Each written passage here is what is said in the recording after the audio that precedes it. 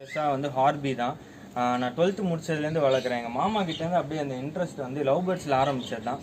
அப்படியே இன்ட்ரெஸ்ட் ரொம்ப அடாப்ட் ஆனதுனால என்னென்ன வெரைட்டிஸ் வளர்ப்போம், என்னென்ன பண்ணுவோம், என்னென்ன மியூச்சுவல் சென்ஸ் இருக்குது காக்டெயில்ஸில் அப்படின்னு பார்த்து அதில் இன்ட்ரெஸ்ட் வந்தனால கிட்டத்தட்ட காக்டெயில்ஸ் பார்த்தீங்கன்னா ஒரு 4 to 5 இயர்ஸாக வளர்த்துட்ருக்கேன்.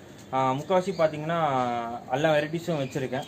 முக்கால்வாசி நம்மளுக்கு ப்ரொஃபஷனல் பார்த்தீங்கன்னா வேலைக்கு தான் போகிறேன். ஹாலோ பிளாக் கம்பெனி டேடி ஓனாக ரன் பண்ணுறாரு.